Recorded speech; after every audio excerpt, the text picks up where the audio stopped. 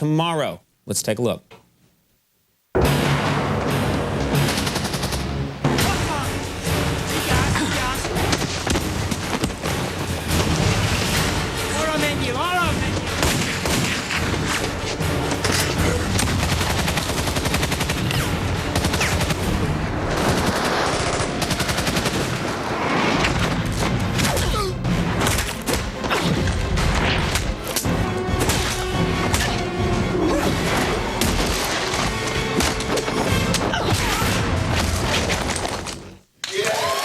Please welcome Kate Beckinsale.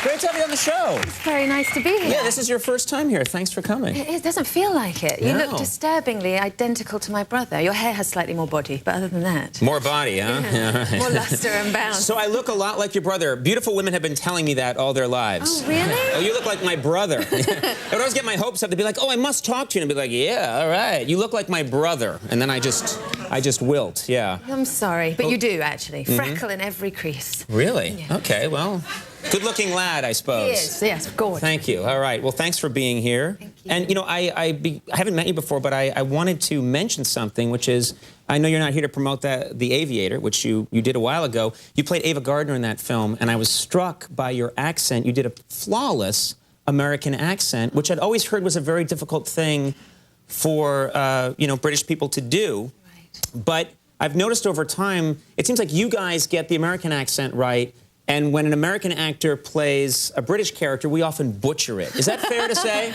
Yeah. Yeah, yeah. There are people like me, if I was in a play and I had to play, I'd be like, hello, governor, how are you? Well, there's that choice, or there's the very constipated choice as well. Right. Chip, chip, cheerio. Yeah, the Dick Van Dyke. Yeah, exactly. Yes, good show, pip, pip. I would just say pip, pip a lot. I say pip, pip all the time. You say pip, pip. Yeah. All right. Well, that's very good. And cheers. Cheers. Yeah. Was it hard to do an American accent, or...? I studied languages at college, so I'm kind of into accents and all that stuff. I really enjoyed it. And they help you. They give you a voice coach. Am I right? Do you speak Russian? I do. Not very often anymore. I'm not in Russia much. But when I get a bikini wax, I often find I can say, ouch, you know. It helps, because they wouldn't understand ouch unless you knew it in Russian. Yeah, you've got to give it some Chekhovian tragedy. Sure, sure, make it sound dramatic, yeah. I can't believe speaks Russian. That's incredible. Yeah. That's a very difficult language, It is difficult, and it gets progressively more difficult as you go on with it, which I think is unfair. Right, So, right. You'd think it would get easier. Things should, I think, like marriage, you know, like all of that. So it turns out it actually becomes more tricky. Yeah, okay. You brought up marriage. Let's talk about this. This is very interesting. This film that you're here promoting, Underworld Evolution, directed by your husband. Yes.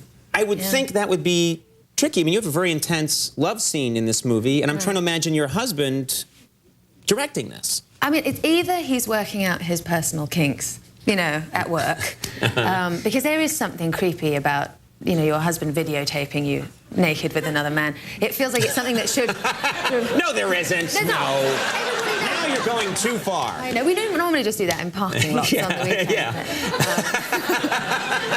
That's your own concern. I don't want to get into that. This isn't that kind of show. Right, sorry. It's a very proper show. Pip, pip. But I would think, now, is it strange? What was the relationship, say, between your husband and the, you know, say, the actor who has this love scene with you? Is he friendly with that actor? Or I would think there'd be some hostility there. No, I mean, the thing is, we'd already done Underworld 1 with Scott. It was Scott Speedman. And, you know, since then, we've kind of adopted him as a sort of pseudo-family pet. And we stroke him and feed him and things. And, nice. How nice for him, yeah. Yes, it is very nice for him. And so then it was odd, you know, after having known him for a couple of years, to suddenly find yourself with him really... Can I say I have. I just said it. What did you just say? Can I say that or not? What did you just say? We can always bleep it. What was it? Only wearing a sock. Oh yeah, can you say that? My producer's crying now. No. It's a legitimate, it's a garment. He's on the phone right now being fired by someone. No!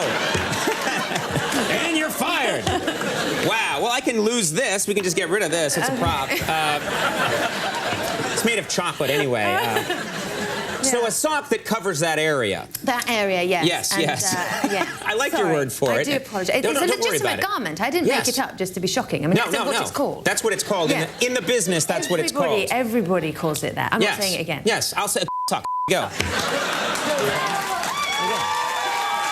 See, now there's no... But imagine if you knew someone well and you maybe been at their house for a barbecue and, various things, and you know their child, then you're standing in a sock only. I keep saying it. Yeah. Sorry. But that's what he's wearing to look naked, but to cover that vital area. So I don't get upset by actually seeing it. Yes. And so that's him. I've got a... How does it stay on? How does it... I don't want to know, really. I didn't look deeply. It did stay on. And I think also there's a... Because he's got the movable parts, possibly or not. I mean, you never know which way it's going to go. Yes. I think that you sort of... this poor guy, yeah. He's never coming to my house again. Yeah. He hates me now. Yeah. I think he had to sort of tie it into some kind of double knot. So... The sock or the... No, the actual thing. Good Lord! So he didn't enjoy it at all. No. I was actually...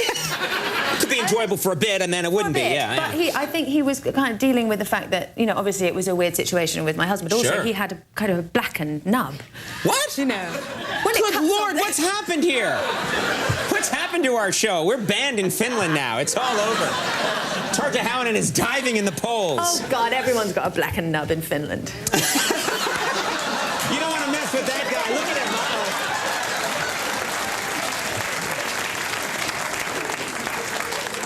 If I could pronounce your name, I'd console you. But all right. Well, let me ask you one question, just changing the subject very quickly. And this relates to my personal life. I had my daughter, my 2-year-old daughter, visited me today at work. Right. And I walked her around the set. And it's a very normal thing, and it's very friendly. And I was thinking about it. I know you have a daughter. Is that correct? How old? She's 6 now, almost 7, yeah. And someone told me that she visits you on the set, and I was thinking, this is a myth. First of all, this is, this movie's intense, great action scenes, but there's werewolves and there's a lot of scary stuff happening. Is it hard for her to come to the set and see that? Does she get scared? Well, the first movie I did, she was 3, and I think, when you're 3, you're sort of experiencing everything for the first time, so she'd come to the set and there'd be a man in a 6-foot werewolf suit and on stilts, and her first comment was, why is he not wearing underpants?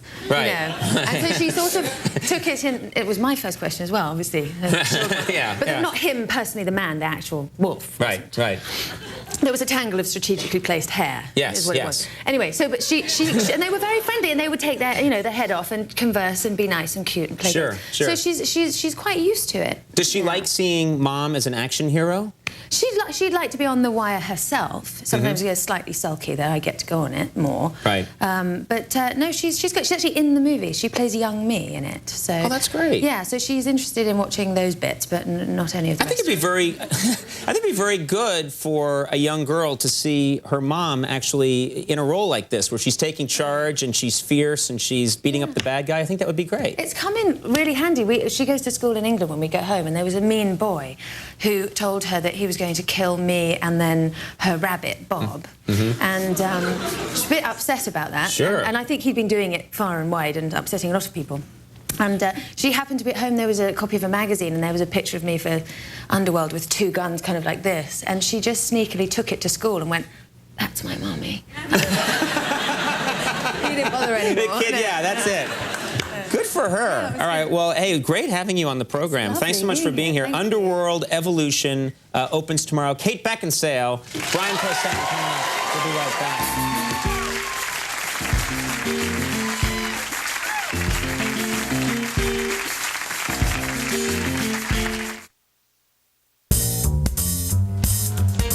Hi, can I help you? Oh, hi, yes, I'm looking for my date. Oh, he's kind of short.